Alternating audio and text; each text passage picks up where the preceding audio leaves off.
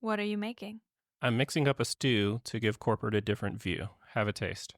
Welcome to the Corporate Kitchen. I'm your host, Tiger, and today on the menu is manager feedback. I hope this topic is timely. Normally, for most corporations this time of year, people are going through the previous calendar year performance reviews as well as having the discussions on bonus compensation. So I'm hoping this episode is timely for that. With that being said, I know there's a lot of different feedbacks that we could review. This one is very specific to managerial feedback, your manager giving you feedback. As always, let's get started by looking in the dictionary. According to the Merriam-Webster, the definition of manager feedback is, let's break that up. Let's start with manager as a noun. One that manages, such as A, a person who conducts business or household affairs. 1B, a person who works or profession is management. 1C, a person who directs a team or athlete. And 1D, a person who in scholastic or collegiate sport supervises equipment and records under the direction of a coach. I almost forgot about 1D. That is the definition of a manager. If you remember back in high school, you had the people that would write down on the stats and you would talk to after the game to say, hey, how many points did such and such get? That's actually very true. I forgot all about that. Moving forward to feedback as a noun, we have 1, the transmission of evaluative or corrective information about an action, event, or process to the original or controlling source. 2, the return to the input of a part of the output of a machine, system, or process. 3, a rumbling, whiny, or whistling sound resulting from an amplified or broadcast signal that has been returned as input and retransmitted. That's a lot of education there for feedback. But for the purposes of this episode, we're looking at 1C and 1, and we get, when we combine them, a person who directs a team's transmittal of evaluative or corrective information about an action, event, or process to the original or controlling source. So the definition is the definition, but if you heard that and your first alert went to the word corrective, you're the first person I'm going to talk to in this episode. And I'll say the definition again that we came up with. A person who directs a team's transmittal of evaluative or corrective information about an action, event, or process to the original or controlling source. I know it's really easy to hear that definition and go, yes, corrective action. Yeah, as the manager, I am here to correct behavior. If that is how you start your mindset into managing people, you are setting yourself up for failure. So let's just start there. This is not about correcting behaviors. This is about transmitting evaluative or corrective information related to the original or controlling source. We talked about personal health and wanting you to thrive in a previous episode. If you're in a mindset of just being fully controlling, do you have the ability and are you providing the ability for someone to thrive if you're controlling everything about their life and not letting someone figure it out on their own or identify themselves what makes them strive? The first takeaway that we have to get into is empathy goes a long way. And we're going to get into our analogy so that we can kind of tie this together. I actually had one originally when I wrote the outline for this episode, and I was going to go with shrimp. The reason I was going to go with that is because when you cook shrimp, there is a fine line between overcooking it and making it just right. And if you overcook it, it could taste rubbery and it doesn't have the texture or the taste as the perfectly cooked. And I was thinking about that in terms of wanting to have a discussion about thresholds again. You know, I'm really big on the threshold idea of stuff is on a spectrum. Feedback is also on a spectrum where you can give too little or you can give too much. In the case of shrimp, if it's undercooked, you'll know, but it's a lot more manageable than if something's overcooked. And I wanted to use that to say, like, kind of with feedback, like if you underdo it, there is more opportunity to address the gaps to make it fully cooked than if you overdid it and now you're trying to pull back. But I'm not going to do that. I have a better example for you. We're going to go with cooking steak. The reason for that is because there is an entire scenario that has to be considered when you're cooking a steak. If you're listening to this podcast and you go, I like my steaks well done, you can go ahead and skip to next week's episode because I'm not talking. First of all, like I like my steaks a little red, like they can have some pink, like most people do. If you like your steak well done, just get the burger. It's okay. Don't ruin a nice piece of meat by cooking it all the way through. Just kidding. You can stay. The steak scenario is important because it involves the entire situation. If I stuck with the shrimp, it's only on the cooking strip. For a steak, we can't start with the cooking. We start with what cut of steak is it and where are you having it at? If we're going to a restaurant, let's just say we're going to a restaurant, it's any steak house you want, a Joseph Steakhouse, Ruth Chris, whatever. Let's use one of those steak houses for an example. You show up there and you know you're going to have steak. You look in the menu, you choose your cut, and there is a conversation that's held between you and the server over what your choice of cut is and what you want. The server then responds that they understand your order by either repeating it or saying, you want this, and they will ask you, how do you want that cooked? You provide feedback to the server. The server records it, takes it to the kitchen. Kitchen cooks it. They bring you your steak. You taste it. And now you can absorb whether the initial communication met your expectations. And this is where empathy comes in. One of the most foundational aspects of empathy is communication, being able to communicate. When we get into the communication podcast episode, we'll go a lot deeper into this. In the most simplistic form, there's two aspects. There's two channels in communication. There's the output of you talking and the input of you listening. That is so foundational to having empathy.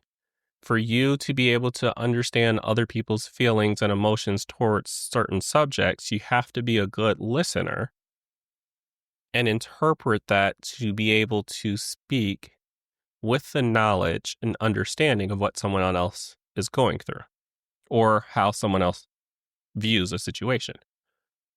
If we go into the restaurant, the server has to do the input of information from you, and the output is your steak, the way that you requested it earlier. When we go through managerial feedback in the workplace, that's critical on both ends. And let me say that again, that is critical on both ends. Both people have a job to play in manager feedback. It's not just the manager. You have a job to do as well. Just like in a restaurant, you wouldn't expect them to cook the steak how you like it if you didn't tell them how you liked it. Don't expect to get feedback on how you did if you've never given input on how you thought you did. Communication is key. And when it comes to manager feedback in the workplace, don't forget that as the employee, as the subordinate, you have to provide input.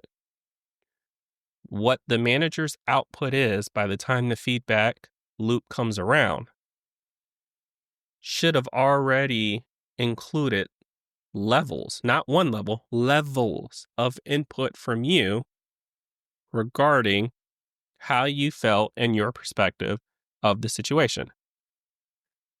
That way, when the manager is doing the assessment and is finally giving you your feedback, they can be empathetic about it.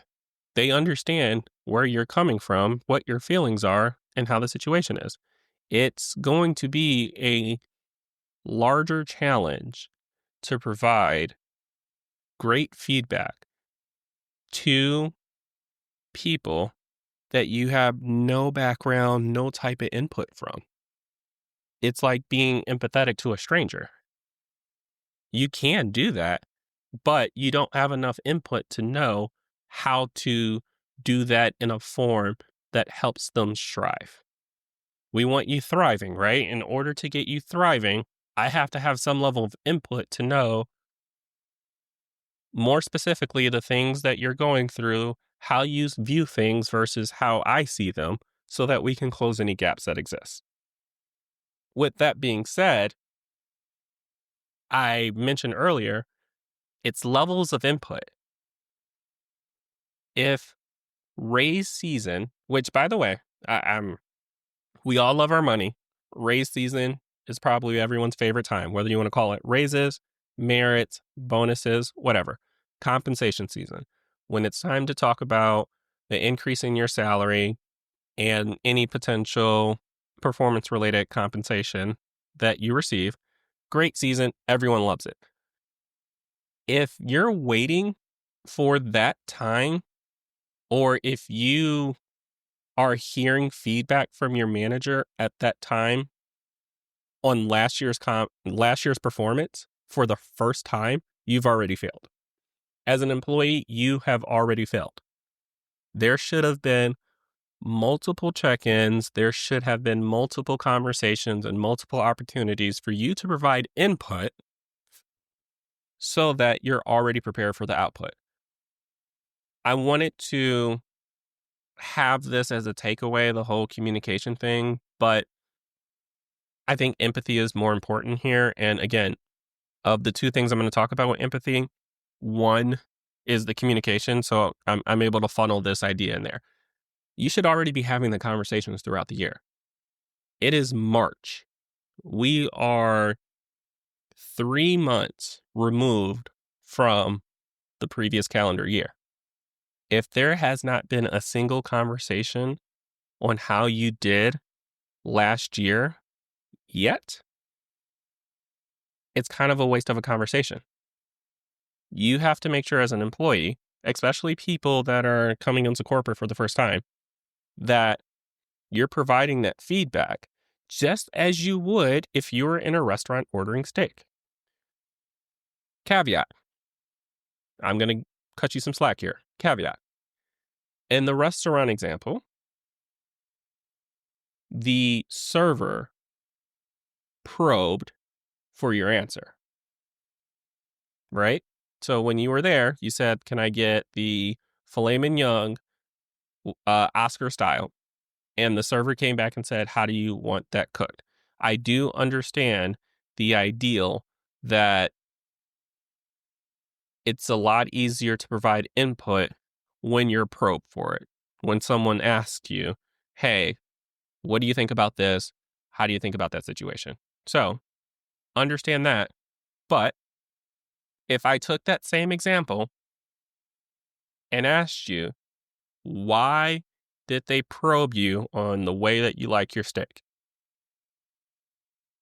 You showed up and you ordered it. They just didn't ask you out the blue, how do you want your steak? You showed up, you walked into that restaurant, you looked at the menu and you ordered it. So as an employee, my recommendation to you is you start that dialogue. A good manager will receive that initial dialogue and ask you probing questions in order to gather more feedback, and that help build some of the empathy that they should have with you. But don't just expect that I'm your employee. You need to kickstart this relationship. You need to initiate it. And I'm not going to do anything if you don't. I understand that mindset, but remember that only does you a disservice. And in the example that we gave of ordering a steak, also not really true. You initiate ordering a steak. Yes, understood, you're going to a steakhouse, so that's the expectation that you'll have steak, but no one knows the cut of meat that you want. No one knows what sides you want. We just know that this is a steakhouse, just like work. We know that this is the office and we hired you for these roles and responsibilities. Everything more specific and greater is on you to provide the feedback on. So you have to provide that feedback. If you're entering the workplace or you're a seasoned employee, make sure you have, a couple of conversations and start that communication loop with your manager so that when it's time for these conversations in March, April, February, when you have them, they're not new. When the output comes, there was already input driven in. The second part of empathy that I want to go over, another foundational thing, is this idea of criticism, corrective action. People are a lot more comfortable for some reason today criticizing. Please understand that criticism goes both ways. Criticism goes both ways. So if you are dishing, make sure you can receive. We live in a time right now where it seems as though people are a lot more sensitive to a lot more topics, and it's more critical now than ever that you're very conscious of what you say and how you say things, because it can be interpreted so many different ways. As I'm doing this podcast too, I'm very conscious of that too, and I try to be empathetic to how people are and feel in the world right now. I could come on here and say, managers are terrible and like 50% of managers don't even know what they're doing, but I'm not going to do that, right? I'm going to be a little bit empathetic to the challenges that it takes to be a manager and start talking on the foundational things that we can do to improve both sides. You kind of got to do the same thing in the workplace when it comes to manager feedback, of especially as a manager, of understanding that yes, you do have a title, but you hold a responsibility in your team of making them the best in the business. That does not mean that you're there to correct their behavior. If we go back to the definition, it's evaluative, and corrective. The evals first. You need to evaluate them and their performance. Have the conversation. And if they're driving in the wrong direction, then you steer them back in. That's where the correction comes in. I think from my personal experience, one of the biggest issues that comes to managers trying to give corrective information is this focus on how versus what. If you're doing something and you're skipping steps in the process, but you still achieve the result, the desired result, and the result that the process gives, should someone correct you on that? The answer is it depends.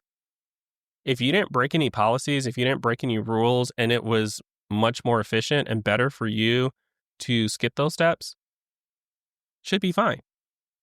But if you're a manager that is stuck on telling people how to do stuff, you're going to correct that person, despite the fact that they just identified an inefficiency in the process that could probably be removed, that you're now blinded to seeing because you're so stuck on how. So my feedback for the managers listening to this is, don't get so caught up on how versus what. Stop trying to be in the mindset of telling people how to do their job and focus on what is their job. What is your job? What are the tasks that you're supposed to be performing? And if you're underperforming in any of those tasks, Let me get the input onto where the disconnect is, because it might just be a disconnect on what the task is. You may think that the task is complete these 20 steps, and in their mind, it's no, it's complete step 20. It doesn't matter what steps 1 through 19 are, it's complete step 20 to achieve this result. Then you can go one step further and talk about things a little bit more. But if you walked in to that conversation and it's your job is do this, 18, 19, 20, and this is how you're supposed to do it, you're not prepared to have an open-minded conversation because you've already narrowed that tunnel so skinny that it's barely room for a single lane of traffic. And if it's barely enough room for a single lane of traffic, then it's barely enough room for your complete thoughts. Better yet, anybody else's thoughts. Have to open your mind, start a little broader, and appreciate that you have a team, you have a responsibility. Let's focus on the what, and then we can drill down. Don't focus on the how, focus on the what, then you drill down.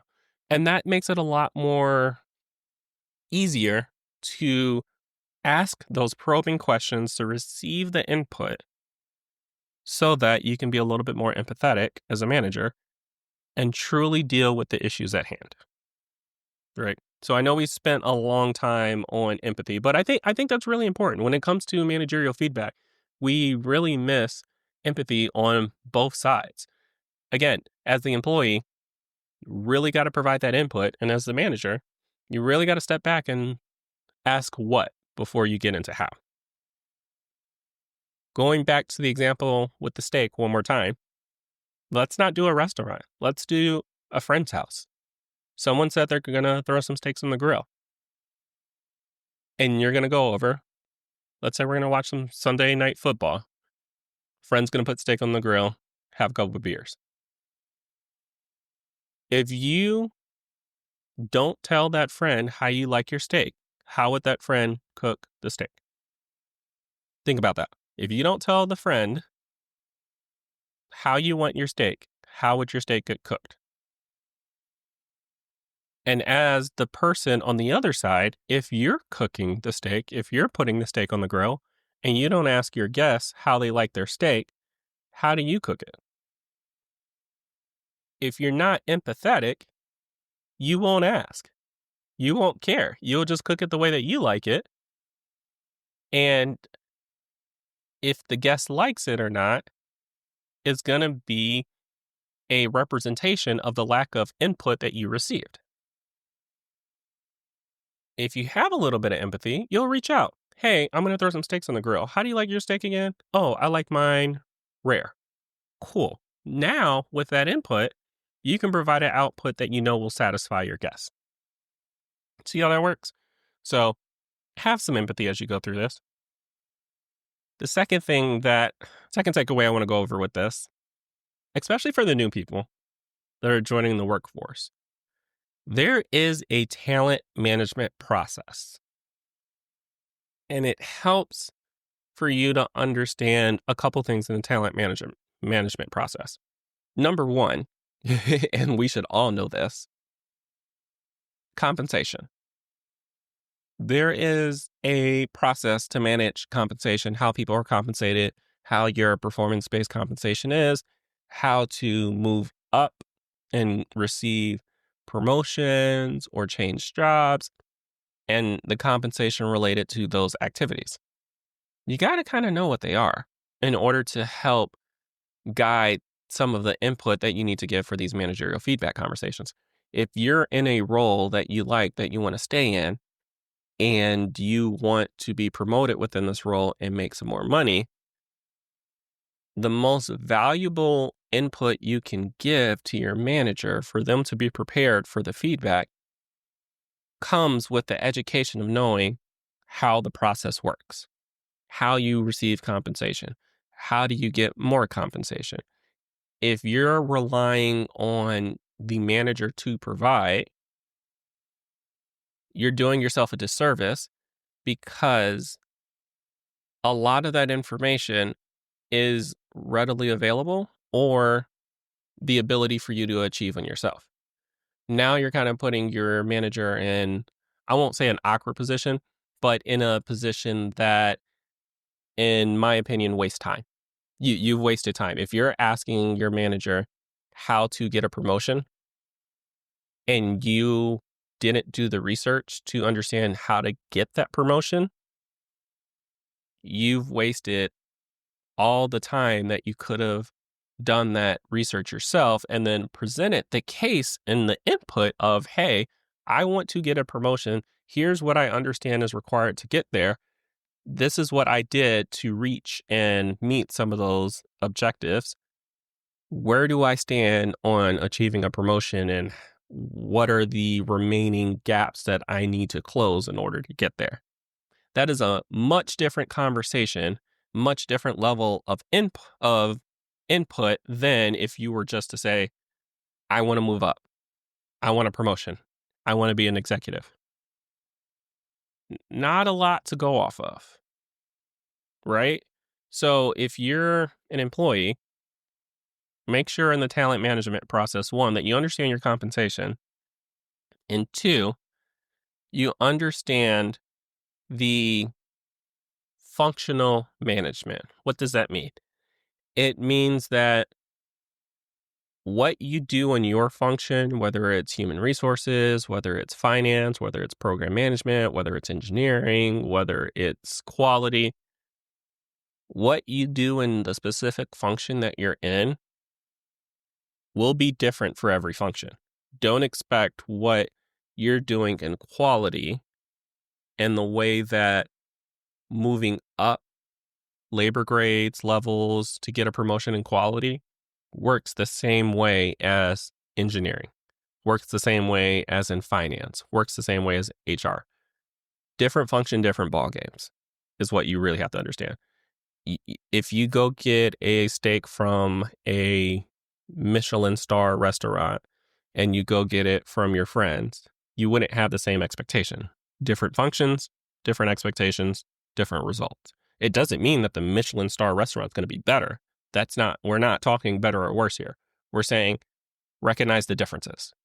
If you go to one, don't expect the same exact thing as going to another.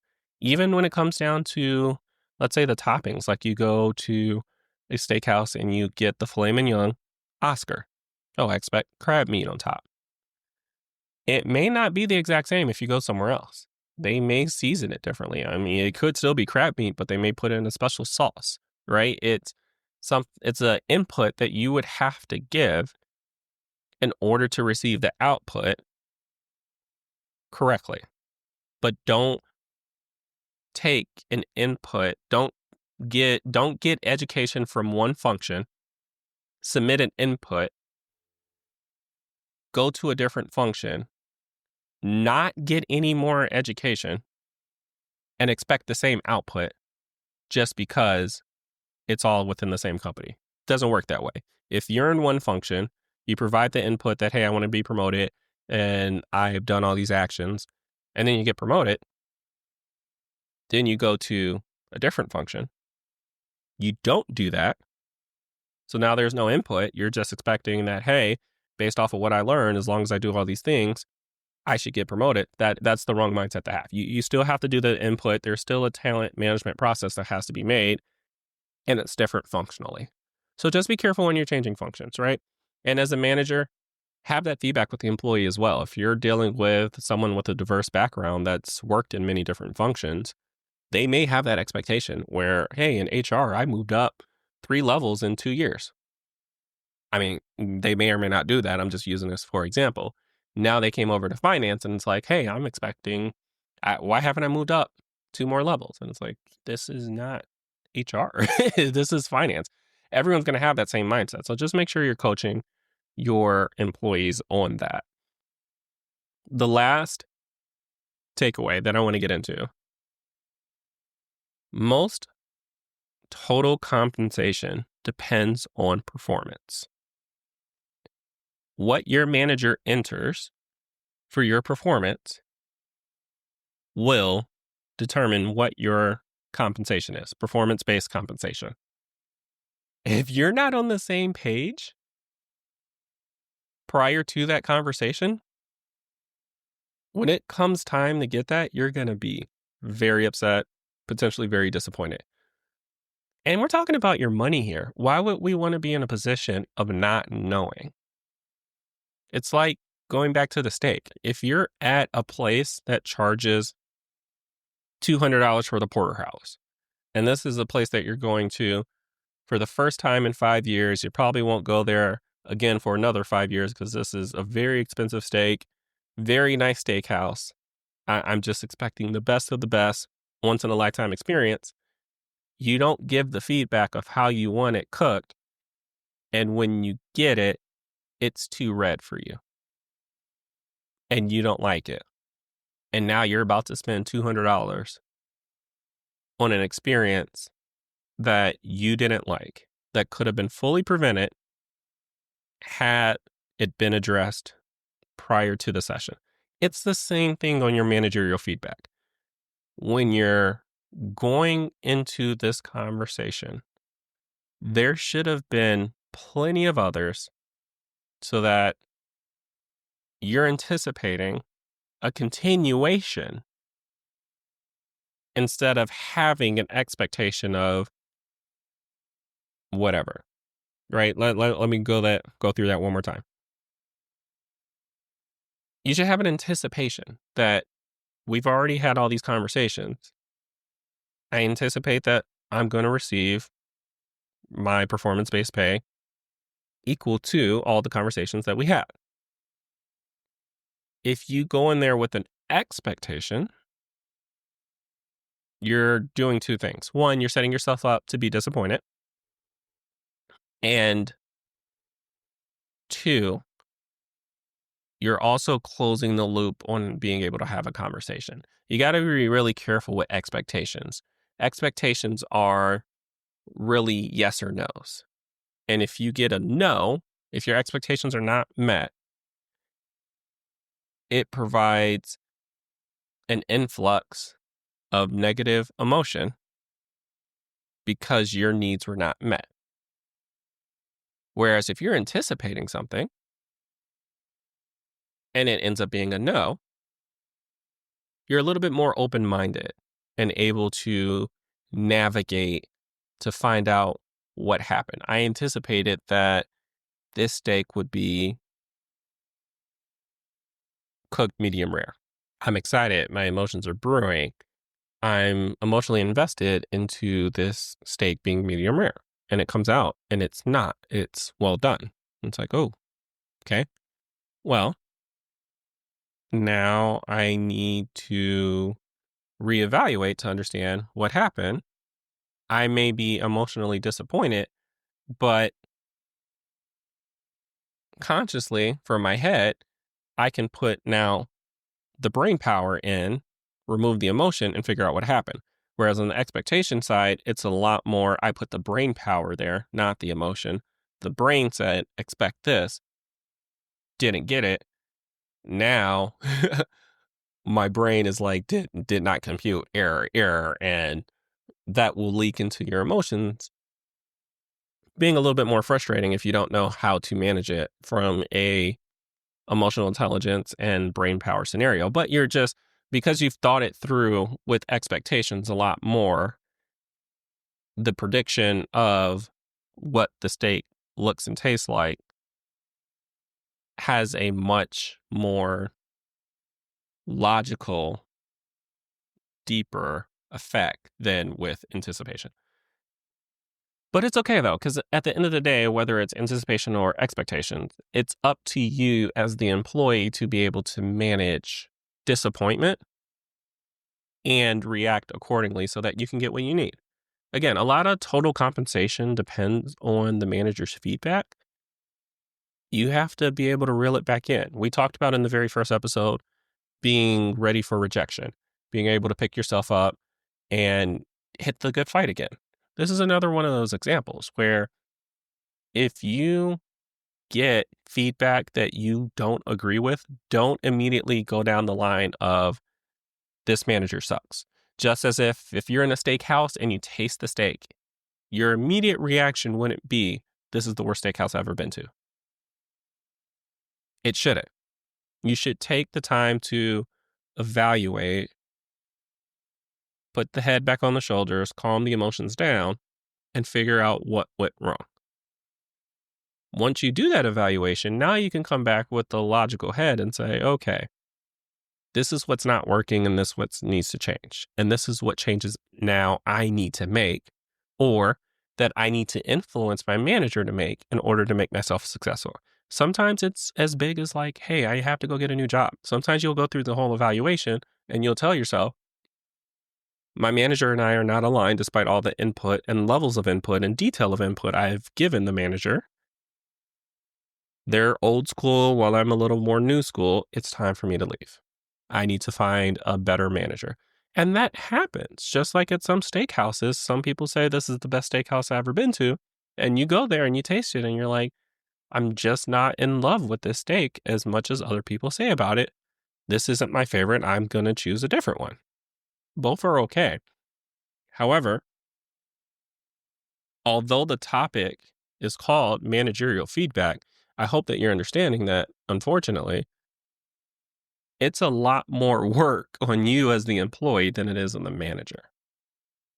It requires you to be a little bit more headstrong and a little more forthcoming on information to prepare and have a proper process followed in order to receive the output that you're seeking. So let's hit these takeaways one more time. Really wrap this up.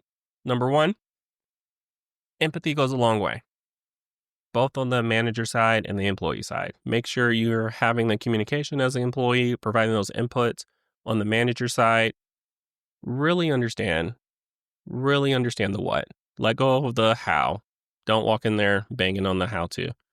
Understand the what. On the talent management process, every company has one, and I won't skip the fact that some of them don't make sense. Right? There's been definitely conversations, especially in tech companies, where they lay off quote unquote low performers, but some of those people are actually good performers. There are some questionable things in there, but you can't dwell on the negative or the future possible what ifs, what could come, unplanned, unhappened outcomes. What you can do is prepare for yourself now, understand the process of today, do everything that you need to for today so that you can make the best decisions for yourself for the future. Understand that talent management process. And third, a lot of total compensations depends on it. There are a lot of companies that will leverage the entire enterprise or business levels compensation, or I'm sorry, business levels performance to determine your total compensation. A lot of places it's contingent on you as an individual and your personal performance. Regardless, you have to make sure that you're in a position to receive something that was already pre-discussed so that your managerial feedback is a continuation of previous conversations instead of the initiation of one. And with that, we'll turn off this stove, take off the thinking apron, and let's just say the dishes will get done later. This topic wasn't a big mess, but if we learned something today, then we know there's a little cleaning up to do. I do want to talk this topic more, maybe trade stories about this soon, like this Thursday soon. I hope to see you there. Thanks for being in the corporate kitchen today. I'm your host, Tiger. Until next time.